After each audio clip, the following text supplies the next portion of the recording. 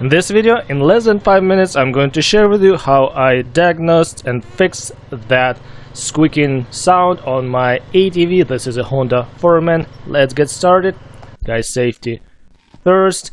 And if you're first time to the channel, please subscribe. Very appreciated that. Alright, this is a Honda Rubicon Foreman. And in this video, we'll start with the basics and see what we'll find. Alright, I have my ATV up, and first let's go and check, make sure your brakes are released. Okay, I see my brake handle is released, and now I'm going to the wheel, and as you can see, it's barely turning, and I already identified that is the front left wheel. Alright, let's start with the simple basic things. Alright, 17mm socket, take a wheel off, and then we can see more. Alright, as you can see, there's a brake caliper, a rotor, and let's try to rotate. And as you can see, it's hard to turn. It means the brake caliper or brake caliper pins are sticking. Okay, 12mm wrench or socket, take guide slide pin bolts off, and yeah, there's one on the top and one on the bottom, short one. Let's remove those ones. This is a perfect time to check the lower bolt joint, tie rod ends, see the axle boot, put that brake caliper aside, make sure it's not hanging on a brake caliper brake line. Pull the brake pads, inspect. As you can see, some scorings and wear. It means some dirt got in between the rotor and a brake pad. It's scored, and as you can see, it was a bit overheated from not getting the release power. Alright, we're going to turn the wheel now, and as you can see, it's turning okay, and we're on neutral, and I don't see any play on a wheel bearing. That's all good.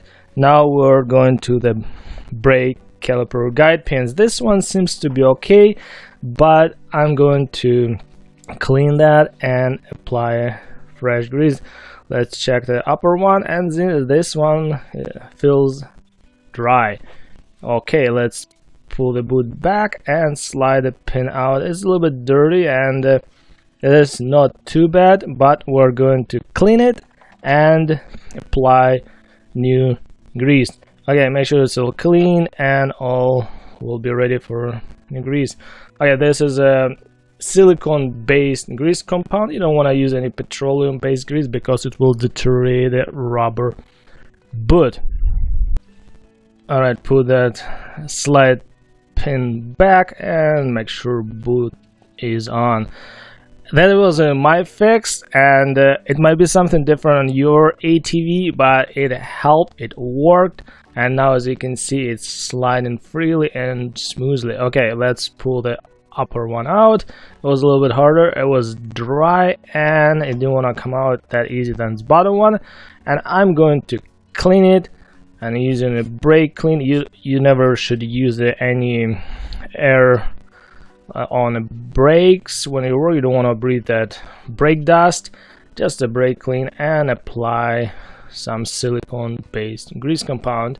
And I know that's a super simple, no really parts needed, and yeah, especially when you go through the potholes, mud, that can cause that issue long run. Okay, we put that slide pin back in a caliper and make sure boots are on in a groove on the pin, and no dirt will get in and cause any problems in your future. Alright, put the brake pads back, and yeah, keep your hands clean. Make sure there's no grease on the rotor or brake pad. Alright, I cleaned all that dirt, and now we're ready to put everything back in place. Guys, thank you so much for watching. Very appreciated your time. If it will help someone, that's awesome, and that's what I said worked for me, and I hope it will help someone as well. And yeah, Honda Rubicon Foreman is down. Let's fire it up, and the moment of truth. Let's take it for a spin and see what we have.